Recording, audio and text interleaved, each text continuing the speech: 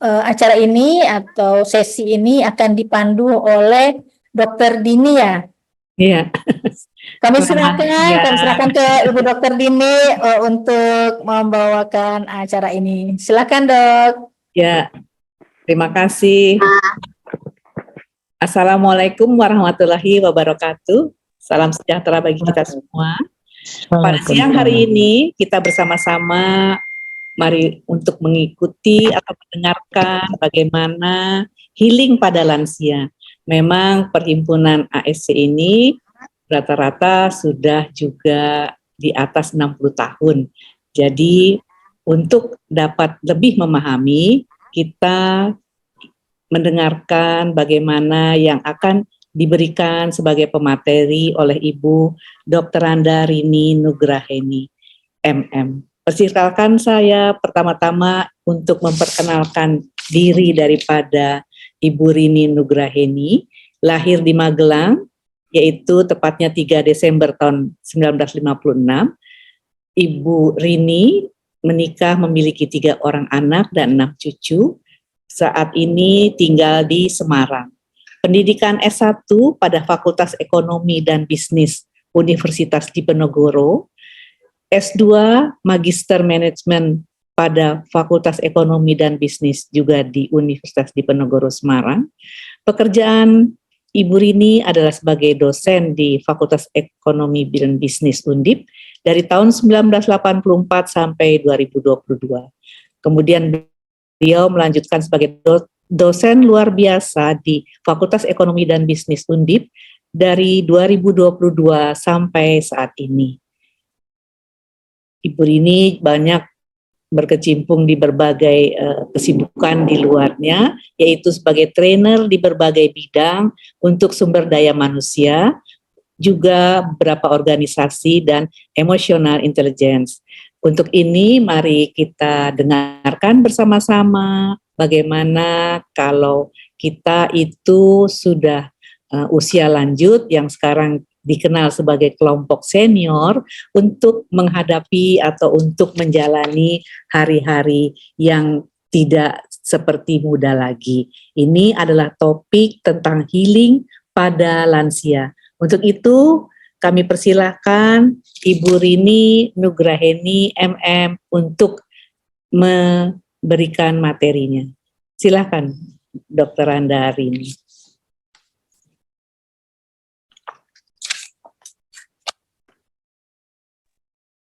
Ya, terima kasih Ibu Dr. Dini atas kesempatan yang telah diberikan. Yang terhormat Bapak Dr. Merdias Altmasir, kemudian juga pada Ibu Dahlia, ya, sekoordinator ASC, ya, juga Ibu Sandra selaku pembawa acara.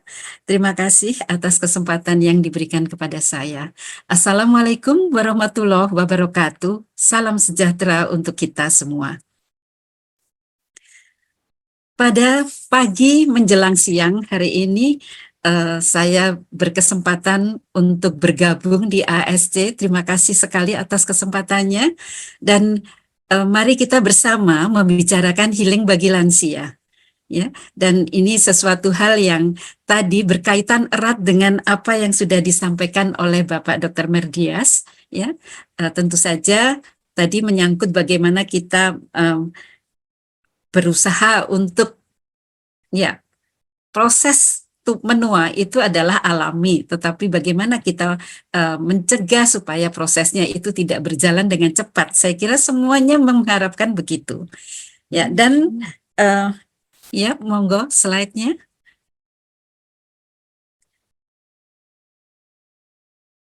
Ya, saya berterima kasih tadi sebagian dari apa itu lansia sudah dijelaskan oleh Bapak Dr. Merdias. Hanya yang ingin saya soroti di sini bahwa menua itu merupakan proses yang alami. Dan saya kira semuanya tahu bahwa kita dari proses yang ada di gambar dari bayi, kemudian anak-anak, kemudian remaja, kemudian dewasa, kemudian kita menjadi menua atau lansia di situ. Itu proses yang alami. Tetapi ya, kita sadar, semua tahu gitu. Tetapi bagaimana kita menghadapi proses itu, kadang-kadang kita tidak siap. Contohnya, pada usia dari kita sudah dewasa saja, dewasa memasuki usia lansia. Saya mencontohkan diri saya sendiri, ya. Tiba-tiba merasa, duh, kok saya gampang lupa ya. Tiap hari mencari kacamata. Kemudian kadang-kadang melihat secara fisik, kok tangan saya kok sekarang beda ya. Tidak semulus dulu gitu ya. Dan kemudian kalau sudah berpikir itu merasa perubahan, lalu berpikir ke depannya. Nanti bagaimana ya saya setelah menjadi lebih lagi gitu ya. Apalagi yang akan saya alami. Sehingga akan ada rasa, biasanya akan ada rasa cemas, ada rasa takut. Itu kadang-kadang wajar. Hanya saja tentu kita harusnya kembali menyadari bahwa itu proses alami. Kita mau tidak mau, proses itu akan berjalan gitu. Nah, kemudian dari tadi sudah dijelaskan juga oleh Dr. Merdias ya dengan jelas bahwa itu akan mempengaruhi fungsi fisiologis tubuh kita. Ya, entah akan muncul mungkin penyakit-penyakit ya. Kemudian juga secara fisik kita menjadi lebih lemah gitu ya, berbeda ya. Kemudian juga di samping itu kalau kita semakin menua banyak hal yang sering dialami itu rasa takut. Bagaimana saya menghadapi masa tua saya? Gitu. Nah, ini jadi itu prosesnya alami, tetapi menimbulkan banyak masalah kalau kita tidak menyiapkan diri, memahami yang sedalamnya bahwa itu wajar dan kita mau tidak mau. Ya, jadi kalau tadi yang dijelaskan oleh Dr. Merdias itu kan prosesnya tetap jalan, hanya saja bagaimana sih supaya kita bisa menghambat proses itu, atau paling tidak kita bisa mewujudkan seperti apa yang tadi sudah disampaikan oleh Bu Sandra, bahwa ASC itu ingin menjadikan bahagia di hari tua, bahagia jadi lansia yang tangguh, ya, jadi lansia yang tangguh dan bahagia. Tentunya itu salah satu tujuan ASC. Next slide. Nah, di sini lalu kita akan tadi sebenarnya sudah termasuk yang sudah dijelaskan juga ya. Kita akan mudah merasa sedih, cemas, kesepian gitu. Mudah tersinggung ya. Depresi gitu ya. Kemudian ada juga paranoid, demensia itu tidak bisa satu hal yang kita harus menerima kalau itu terjadi. Tapi bagaimana kita mengupayakan supaya itu tidak terjadi. Kita bisa mengatasi rasa sedih, itu jelas. Ada rasa takut, aduh nanti anak-anak sudah keluar semua, lalu bagaimana? Saya kira kalau ibu-ibu anggota ASC semuanya sudah ya, karena menurut informasi kan usia ibu-ibu anggota di sini sekitar 70-80 ke atas ya. Jadi tentu saja putra-putra sudah mungkin pergi meninggalkan ibu gitu ya, atau mungkin masih ada yang menunggu salah satu, bersyukur kalau itu bisa terjadi. Ya. Nah, disinilah ya pada saat kita menghadapi rasa-rasa itu sedih dan sebagainya, fungsinya itu mengapa kita perlu ada healing dan nanti kita akan bicara juga tentang refreshing. Next. Ini sekilas saja batasan usia lansia, mungkin secara cepat saja ini sebagai ilustrasi, sebagai satu gambaran saja bahwa batasan usia lansia itu tidak hanya dari sisi usia, tapi ada dari perspektif medis, ya secara medis tadi tubuh melemah dan sebagainya, aspek sosial dan psikologis, aspek budaya itu kadang-kadang kalau sudah mempunyai cucu dianggap ya sudah eyang, sudah nenek, itu sudah lansia gitu ya. Kemudian dari perspektif ekonomi dan sosial kita juga ada batasan usia di situ. Misalnya saja PT KAI menetapkan reduksi 20% bagi penumpang yang lansia. Ya, bersyukur ini ya, termasuk saya memanfaatkan itu. Kalau mau menengok cucu yang ada di jauh di sana gitu ya, harus naik kereta gitu. Ya, itu dimanfaatkan. Salah satunya seperti itu. Ya, silahkan dilanjut. Ya, ini ada beberapa juga penggolongan lansia hanya secara sekilas saja ya, dari berdasarkan usia, dan usia menurut WHO adalah ternyata very old itu di atas 90 tahun ya. Jadi old itu usia 75 sampai 90. Jadi saya belum sampai ini ya, belum sampai. Kemudian berdasarkan kesehatan fisik dan mental ada lansia sehat. Ini yang diharapkan ya. Salah satu tujuan ASC juga menjadikan lansia yang sehat.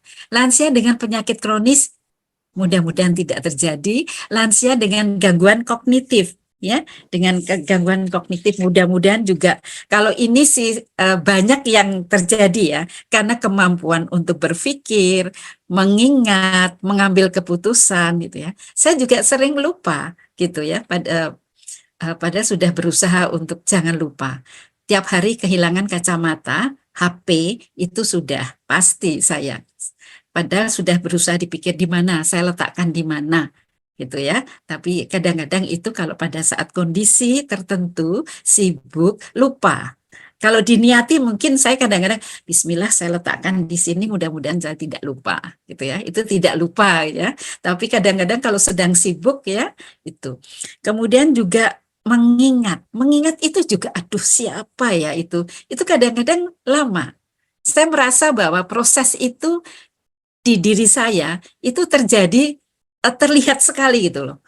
Kemarin kadang-kadang kalau di dapur sedang masak, sudah buka lemari es mau ngambil apa, lupa aku tadi mau ngambil apa ya gitu. Mungkin ada ibu-ibu yang seperti itu, atau saya yang prosesnya terlalu cepat ya. Saya di usia sekarang 67 tahun itu sudah terjadi. Ya, terjadi, dan saya kadang-kadang aduh, apa? Sudah buka lemari es ini. Tadi aku mau ngambil apa ya? Kok lupa gitu. Padahal rumah saya juga nggak besar, kecil. Jadi di dapur itu dari tempat untuk mempersiapkan masak, kemudian dengan lemari es itu letaknya kan nggak jauh ya. Itu kok sudah lupa tadi mau ngambil apa gitu ya. Mudah-mudahan dengan nanti kita berlatih itu supaya itu bisa dihambat gitu ya. Ya, silahkan lanjut. Nah, ini juga masih ya berdasarkan ada yang lansia mandiri, semi tergantung, dan lansia tergantung. Mudah-mudahan kita tidak sampai pada yang terakhir ya. Kemudian berdasarkan faktor sosial dan ekonomi, itu ada aktif sosial. Saya kira kalau semua anggota di ASC semuanya lansia aktif sosial ya. Kita harus selalu berinteraksi ya. Sehingga saya pun juga bersyukur bahwa setelah memasuki masa pensiun, saya masih diizinkan untuk mengajar. Sehingga ini juga akan harapannya memperlambat tadi ya, memperlambat proses penuaan itu dari segi kognitif, walaupun ini juga masih tiap hari terjadi gitu ya. Kemudian juga dengan mengajar, walaupun seminggu hanya 2 kali, tetapi bisa berinteraksi dengan teman-teman. Bahkan saya merasa seolah-olah saya tidak pensiun, karena segala acara masih dipanggil ya. Bahkan kalau kita bareng-bareng bersama teman-teman, yuk kita makan bakso misalnya ya, rame-rame gitu. Nanti kalau sudah pada saweran, giliran saya yang pensiun nggak usah. Nah, alhamdulillah nih yang pensiun dibebaskan untuk saweran gitu ya. Kemudian ada lansia dengan kondisi ekonomi lemah, ada lansia dengan kondisi ekonomi kuat. Ya, dan ini juga akan mempengaruhi perkembangannya kita. Tentu saja karena untuk misalnya untuk lansia itu harus ada pemeriksaan kesehatan secara rutin misalnya. Walaupun sekarang tentu terbantu dengan program dari pemerintah ya, dan kesehatan itu kan kita sudah bisa menggunakan ada asuransi kesehatan ya, asuransi kerja itu kalau dulu kita masih ada ya, BPJS itu ada ya. Next. Nah, sekarang kita memasuki, kalau tadi baru intronya ya tentang apa itu lansia. Sekarang kita healing dan refreshing. Istilah sekarang sebenarnya istilah healing itu sudah keluar ya, agak melebar dari arti yang sesungguhnya. Karena healing itu sebenarnya adalah proses penyembuhan atau pemulihan, baik dari masalah fisik, emosional maupun spiritual. Ya, itu ada, jadi proses penyembuhan. Ya, masalah fisik, kalau kita sakit secara fisik, penyembuhan. Ya, nanti kita lihat bagaimana caranya. Tapi yang jelas kalau secara fisik kita bisa menghubungi tentu saja pengobatan secara medis misalnya. Ya, itu dengan dokter. Kita akan berkonsultasi dengan dokter. Sehingga dikatakan bahwa seorang lansia itu sebaiknya secara rutin memeriksakan diri untuk pengecekan kesehatan kita secara medis. Kemudian secara emosional, nanti ada beberapa cara, termasuk nanti kita akan bahas ya, bagaimana secara emosional, bagaimana kita seperti tadi yang program-program dari ASC yang mempunyai vokal group itu merupakan salah satu cara. Ya, salah satu cara untuk bagaimana kita bisa sehat secara emosional. Karena tadi untuk mewujudkan lansia tangguh, lansia yang bahagia, ya. Nah, tapi di sini healing dengan kata lain itu bisa dikatakan proses menjadi sehat kembali. Sementara refreshing itu adalah proses penyegaran. Ya. Nah, ini yang kadang-kadang lalu rancu. Sekarang bahkan dikatakan bahwa healing itu sama dengan jalan-jalan kalau anak remaja sekarang, ya. Padahal itu belum tentu healing, tapi itu adalah refreshing. Sebagai ilustrasi begini. Misalnya saya contohkan saya sajalah, ya. Dan contohnya itu saya selalu mengerjakan pekerjaan rumah sendiri, ya, karena di rumah ada ART, tapi itu lebih saya butuhkan untuk ngomong cucu, karena saya sudah secara fisik itu cepat capek gitu ya kalau ngomong cucu, kecuali kalau nanti ngajak nyanyi bareng, ngajak senam bareng. Jadi kalau senam itu si cucu seneng, yang tinya ini juga ikut gerak gitu. Jadi senam saya jangan dikira ibu-ibu senam saya senam manula atau senam lansia ya, senam lansia. Tapi kadang-kadang senam saya adalah senam penguin, la la la la la la la gitu. Musiknya musik cucu saya ya, tapi tidak apa-apa. Itu akan menjadikan kita secara emosional juga kita menghibur diri supaya kita jeda dari kegiatan rutin itu supaya tidak stres gitu ya. Sehingga kalau refreshing ini proses penyegaran saja. Nah, kalau healing itu tadi karena kita sakit sehingga itu program penyembuhan. Jadi kalau healing itu butuh waktu yang relatif lama untuk penyembuhan itu tentunya ya. Nanti bagaimana penyembuhannya kita bicarakan lebih lanjut. Kalau yang refreshing ini tentu saja efeknya lebih cepat terasa. Begitu kita menyanyi, begitu kita jalan-jalan, ya langsung kita segar gitu ya. Rasanya segar. Yang tadi sudah jenuh gitu kan di rumah misalnya, kita jeda sebentar, kemudian kita jalan-jalan atau mendengarkan musik gitu kan. Itu kita segar kembali. Jadi tapi sifatnya sementara. Begitu aktivitas kita mulai lagi, bisa saja kita jenuh lagi, gitu ya. Nah, sehingga kalau kita mau mewujudkan lansia yang bahagia dan tangguh, ya, kita harus pinter-pinter ya, pandai-pandainya kita, bagaimana kita mengetahui diri kita sendiri, kita paham akan diri kita sendiri. Ya, fisik sudah tidak seperti dulu. Saya sekarang kalau siang tidak istirahat sebentar, itu badannya sudah nggak karuan rasanya. Dulu nggak apa-apa, sekarang nggak bisa. Jadi mau tidak mau, kalau saya sudah, ini saya tahu sekarang bahwa kalau siang saya harus istirahat sebentar, ya. Tapi kadang-kadang sebentar berlanjut ya kalau terlalu capek gitu, ya. apalagi di hari Kamis itu. Hari Kamis itu saya dulu jadwal saya di hari Kamis, sekarang saya pindah ke hari Selasa, itu hari pagi. Saya harus mengajar. Kalau dulu mengajar selama satu kelas saja, nggak apa-apa, sehari bisa 3 kelas gitu. Sekarang saya nggak mampu. Saya sehari 1 kelas, apalagi kebetulan itu kelasnya di lantai 3 dan naik tangga. Nah, bisa dibayangkan. Jadi saya naik pelan-pelan sampai 1 lantai, saya jalan lagi gitu ya. Nah, itu tubuh saya sudah warning. Begitu selesai mengajar, saya harus istirahat. Ya, harus jeda. Ya, saya harus jeda. Jadi ini ada healingnya. Kemudian refreshnya di sini saya tiduran sambil dengarkan musik gitu. Jadi healingnya ada, penyembuhan ada ya, karena saya juga lutut saya ini sudah mulai terasa ya, agak terasa biasanya terutama diderita ibu-ibu ya. Ini jadi di sini ada proses healingnya, ada proses refreshingnya gitu ya. Jadi di sini ibu dan bapak sekalian bisa diketahui ya, bedanya apa healing dengan refreshing? Yang satu adalah proses penyembuhan, yang refreshing adalah Refreshing proses sementara. penyegaran.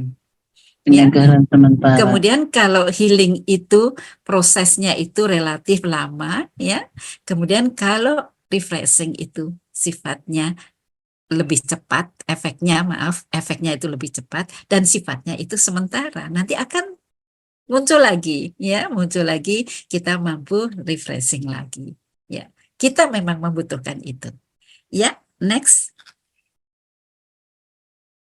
Nah sekarang kita akan lihat sebenarnya manfaat healing bagi lansia itu apa ya. Jadi di sini tadi karena itu adalah proses penyembuhan, berarti mengurangi rasa sakit dan ketidaknyamanan kita ya, ketidaknyamanan kita. Kalau kita jalan itu capek jauh karena kaki tadi lutut sudah mulai bermasalah, berarti kita harus bisa dengan healing itu kita mengurangi rasa sakit ya. Dulu saya menghindari tangga. Sekarang alhamdulillah saya sudah bisa naik tangga, tetapi saya tetap harus menjaga ya. Kalau orang Jawa bilang dieman-eman gitu ya, supaya ini tidak kambuh lagi gitu ya. Kemudian juga supaya kalau kita jalan biasa itu menjadi nyaman gitu ya. Jadi di sini itu mengurangi rasa sakit. Kemudian pemulihan dari cedera atau sakit.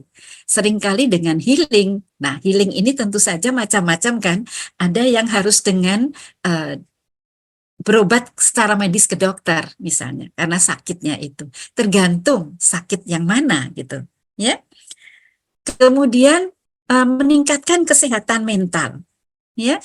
Nah ini ibu-ibu yang di ASC ini sudah hebat ya, karena kegiatannya bersosialisasi luar biasa, sekaligus bersilaturahmi, diisi dengan hobi kesenangan. Mungkin ada ibu yang lain itu mungkin senang dengan bercocok tanam misalnya, itu bisa dilakukan ya. Kemudian meningkatkan mobilitas dan fungsi fisik, itu berlatih. Ya, kita nggak boleh mager, ya, males gerak, gitu kan ya. Kita harus, saya tidak pernah senam yang rutin gitu sebenarnya ya. Tetapi paling tidaklah peregangan itu dilakukan tiap hari. Gitu.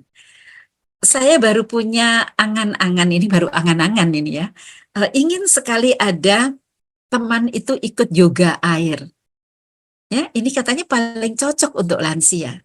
Ya, karena kita kalau di dalam air kita melakukan yoga dengan atau senam di dalam air itu kan kaki dan sebagainya tidak menahan berat badan kita gitu ya. Dan teman saya juga cepat sekali penyembuhannya melalui yoga air itu. Ya, saya tertarik tapi belum terlaksana karena jamnya pagi. Sementara pagi saya baru bisa agak santai kalau anak saya sudah berangkat ke kantor ya, cucu sudah ke sekolah itu. Nah, jamnya yoganya sudah selesai. Jadi ini belum dapat atau belum ketemu jam yang cocok gitu ya. Kemudian di sini juga eh, meningkatkan kualitas hidup, ya. Tadi disinggung juga tentang gaya hidup, ya. Kita akan melihat gaya hidup yang seperti apa yang menjadikan kualitas hidup kita itu baik. Tadi secara medis bagaimana kita makannya diatur, makannya yang makan sehat, ya. Sehingga kemudian waktu istirahat ada, ya. Kemudian juga kita harus mungkin menggunakan asupan, ya, asupan vitamin mungkin, ya, untuk tambahan gitu. Saya dulu tidak melakukan vitamin itu. Saya pikir aduh anggarannya lebih baik untuk beli makanan aja yang sehat gitu, ya. Tapi setelah anak saya kena COVID, ya, anak saya kena COVID, kemudian saya harus merawat sendiri di rumah. ART jelas lalu saya liburkan karena itu tidak manusiawi kalau saya mempekerjakan mereka sementara di sini ada pasien gitu, di rumah ada pasien. Nah, pada saat itulah saya lalu berpikir, saya butuh nih suatu tenaga, kekuatan ekstra sehingga saya lalu minum vitamin. Nah, setelah itu sampai sekarang saya lalu meminum vitamin sebagai tambahan gitu. Ya, nah itu karena itu pun teman saya juga mengatakan, Mbak, kalau sudah seusia kita ini harusnya ada tambahan lah asupan itu, ya, ya oke. Jadi sampai sekarang saya mengkonsumsi vitamin, ya. Nah di sini kemudian tadi dengan meningkatkan kualitas hidup tentu saja kita akan bahagia di hari tua, insya Allah. Gitu. Ya. Nah, tentu saja di sini tadi kalau dikatakan bahwa proses menua itu dimulai di usia 30. Nah, berbahagia yang sudah mendapatkan informasi ini. Saya dulu tidak tahu tentang itu. Ya, jadi sudah dari awal sudah gitu. Sementara di usia 30, 40, sekitar 40 itu lebih-lebih lagi ya, di mana saya mengalami masa perjuangan hidup yang berat gitu ya. Jadi di sini saya tidak sempat ini berpikir untuk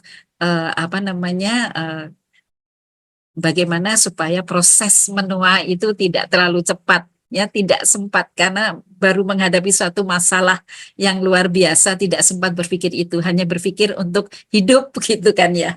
Tapi ya alhamdulillah, ya alhamdulillah bisa dilalui. Next. Nah, di sini healing untuk lansia itu apa? Ya, merawat medis dengan rutin tadi sudah saya singgung ya, kemudian juga pola hidup sehat, nutrisi yang baik.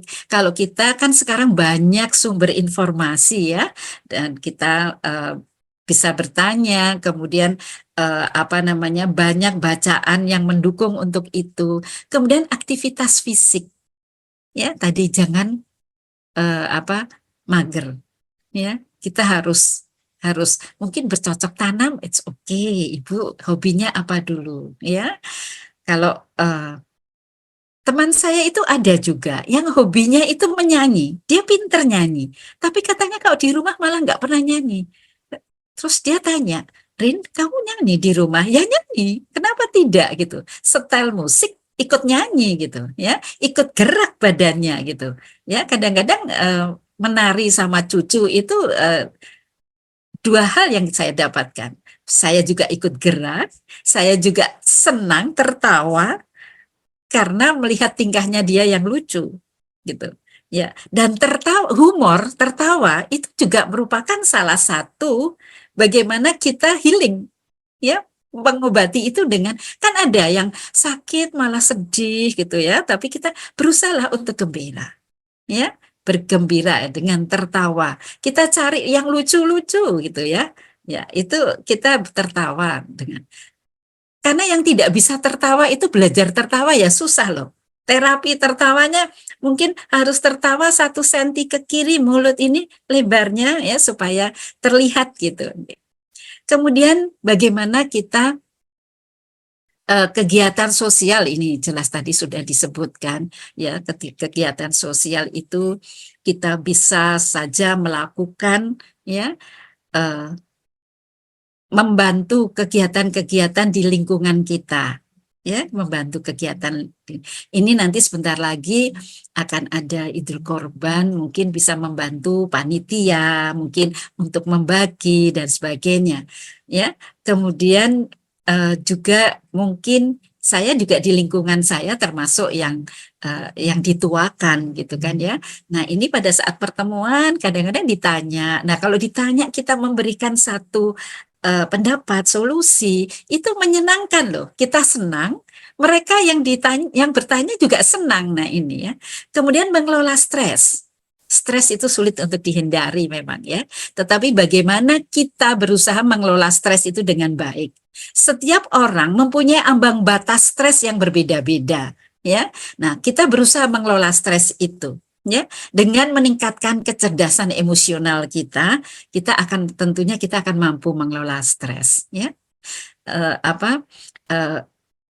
Kemudian konsultasi dengan ahli kalau kita membutuhkan ya. Kemudian pemantauan obat-obatan, jangan ibu dan bapak itu tergiur dengan iklan-iklan ya yang ini katanya baik untuk ini, baik untuk ini. Sebaiknya obat-obat yang kita pakai itu kita konsultasikan dulu ke dokter. Kemudian keamanan di rumah. Keamanan di rumah itu juga salah satu. Misalnya saja kita sudah jalannya sudah agak susah, kita harus keamanan di rumah bagaimana supaya kita tidak jatuh, kita tidak terpeleset, ya. Kemudian biasanya ada juga setelah kita tua, kemudian mohon maaf di kamar mandi itu atau di dekat kloset mesti ada pegangan yang untuk pegangan kalau kita berdiri dan sebagainya. Jadi itu menjadikan keamanan kita, ya. Next. Nah, di sini seringkali kita mendengar pendekatan holistik. Pendekatan holistik ini berarti menggabungkan dari berbagai metode. Saya kira ibu-ibu banyak yang melakukan ini. Jadi kalau pengobatan konvensional, kadang-kadang itu pengobatan kita masih pakai ramuan-ramuan itu atau dikerok, itu juga ada terapi fisik, ditambah ada terapi fisik. Saya waktu lutut saya ini juga saya melakukan dengan pendekatan holistik. Saya ada terapi, fisioterapi di rumah sakit, tetapi saya juga melakukan terapi sendiri. Ya, terapi di sini menggunakan bahwa saya setiap malam sebelum tidur saya selalu menggosok lutut saya itu dengan minyak serai yang sebelumnya saya baca doa ya semampu saya. Biasanya saya akan bacakan Al-Fatihah, kemudian saya akan baurkan dengan niat bahwa ya Allah sembuhkanlah dengan kekuatanmu melalui tangan ini ya. Jadi tangan saya ini kan hanya menggosok, itu hanya sebagai satu perantara saja, tapi yakin bahwa Allah yang akan menyembuhkan. Kemudian ada juga yang akupuntur atau bekam ya. Kemudian kalau di gambar ini pijet ya. Saya juga hobinya pijet yang katanya ada juga harus hati-hati kalau pijet ya.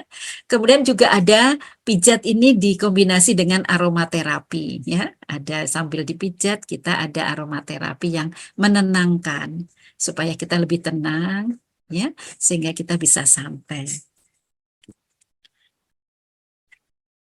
Ya, kemudian lanjut. Nah, sekarang Ibu mungkin pernah mengenal tentang self healing ya. Proses menyembuhkan diri sendiri baik secara fisik, emosional maupun spiritual. Yang fisik memang kemampuan tubuh ini untuk menyembuhkan diri sendiri. Ini luar biasa loh. Ya. Air liur pada pagi hari ini obat yang luar biasa. Saya memang bukan di bidang saya sehingga saya tidak belum pernah melakukan suatu penelitian. Mungkin ini Bapak Ibu yang dari yang dokter ini bisa memberikan masukan ini nanti ya. Saya masih ingat jadi kalau bangun tidur itu selalu saya sudah terbiasa minum air putih ya untuk jangan sampai enzim-enzim yang ada di mulut ini justru kumur dibuang, tapi ditelan, diminum gitu, ya. Kemudian misalnya saja, saya nggak tahu ini ilmiah nggak ya, kemampuan tubuh untuk menyembuhkan ini luar biasa. Jadi kalau kena panas dan sebagainya, itu kita tempelkan di langit-langit mulut ini, ya, itu juga mengobati gitu. Ya, saya nggak tahu ini nanti mungkin yang dari ibu atau bapak yang dokter ini bisa menjelaskan, membantu untuk lebih jelas lagi tentang hal ini ya. Jadi kemampuan tubuh itu memang menyembuhkan sendiri, ya ada di situ. Kemudian self healing emosional, kemampuan emosi untuk menyembuhkan hal-hal yang mengganggu. Tadi stres, sedih, marah gitu ya. Nah, ini bisa dilakukan tadi dengan yoga. Misalnya ya, kalau tadi yang saya ceritakan yoga air itu supaya kita lebih ringan, badan tidak terlalu berat untuk, atau ada yang menyebutnya senam yoga, senam air maaf. Ya. Kemudian ada journaling. Journaling itu kita mengeluarkan apa yang kita rasakan, unek-unek itu dengan menulis.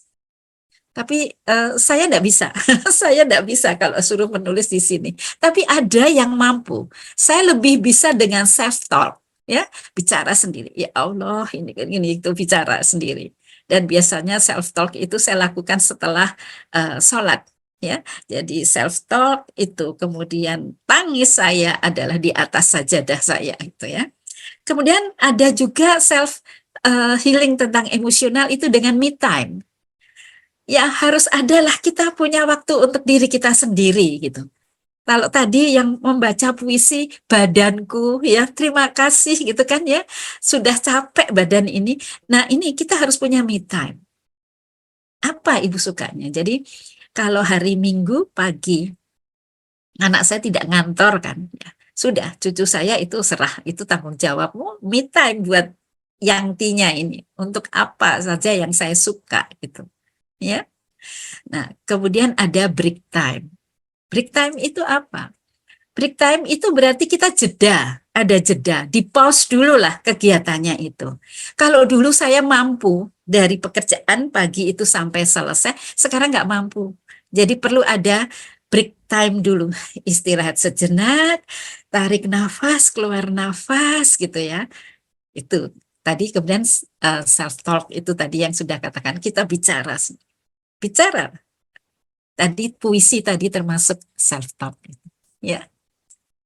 Nah, kalau self healing spiritual ini ada meditasi. Wah, ini dilakukan dengan teratur kelihatannya oleh Bu Dr. Dini ini ya. Karena tadi waktu saya WA dengan beliau itu meninggalkan percakapan kami karena beliau mau meditasi, luar biasa Ibu ya.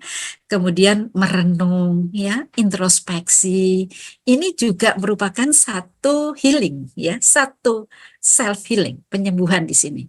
Dalam agama Islam disebut dengan muhasabah. Muhasabah ya, mungkin juga bisa dengan membaca Al-Qur'an, berzikir gitu ya. Mungkin di agama yang lain itu bisa menyesuaikan, tentu saja membaca Alkitab ya. Merenung itu iya gitu ya. Jadi inilah self healing ini luar biasa ya, luar biasa yang bisa kita lakukan. Nah, yang terakhir monggo. Nah, di sini ini tips saja.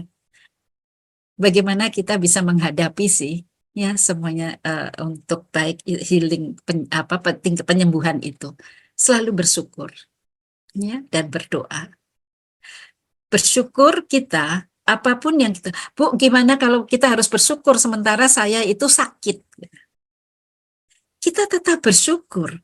Karena kita kita jangan melihat ke atas tapi melihat ke bawah. Oh ya, saya sakit ini, tapi ternyata ada sakit yang lebih parah. Ya. Kita bersyukur bahwa Allah menjanjikan bahwa dengan sakit kita itu bisa menggugurkan dosa-dosa kita. Asal kita juga sadar, kita ikhlas ya bahwa Tuhan memberi kita sakit. Ya. Kemudian kalau tadi saya mengatakan ada periode saya yang saya mengalami hal yang sangat berat. Ya, sangat berat sehingga saya nggak sempat itu pada usia 40-an itu berpikir untuk memperlambat proses penuaan itu tidak pernah terpikirkan. Tetapi di dalam menghadapi satu masalah itu kita perlu ingat bahwa apapun yang terjadi ya itu adalah seizin Allah. Daun yang jatuh pun seizin Allah. Ya. Dan yang terjadi itu adalah yang terbaik bagi hambanya. Ya, Allah tidak pernah memberikan ujian atau masalah yang tidak mungkin kita panggul, yang tidak mungkin kita hadapi, gitu. Ya. Nah, kalau kita sudah begitu, jadi kita menghadapi apapun, berusaha kita tetap bersyukur. Karena dengan sakit itu mungkin Allah ingin supaya kita dekat, kita mendekat. Karena kita lalu ingin minta pertolongan pada siapa lagi kalau bukan dengan Allah.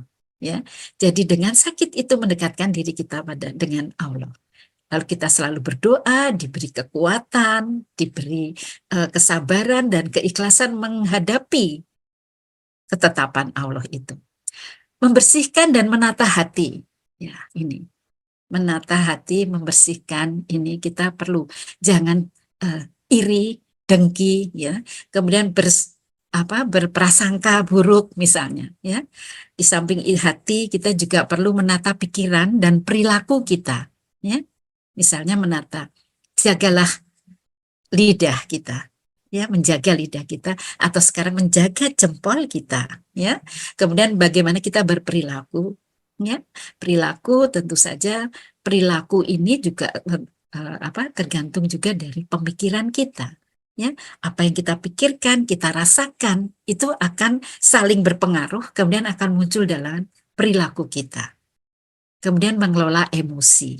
Nah, ini mengelola emosi ini yang penting. Kita harus meningkatkan kecerdasan emosional kita. Ya, kecerdasan emosi itu adalah kita bagaimana kita menyeimbangkan antara pikiran dan perasaan, ya, untuk menghasilkan keputusan yang positif, ya, keputusan yang positif, yang baik untuk orang lain dan juga untuk dirinya sendiri, gitu, ya. Jadi baik itu tidak hanya untuk orang lain tapi juga diri kita sendiri, gitu. Ini yang penting. Dan yang terakhir adalah bahwa kita tetap semangat. Ya, usia boleh bertambah, tapi semangat kita, semangat muda untuk mewujudkan hari tua yang bahagia, untuk mewujudkan lansia yang tangguh, ya, itu tentu tujuannya. Itu yang bisa saya sampaikan. Monggo Bu Dr. Dini, saya sudahi apa yang saya sampaikan.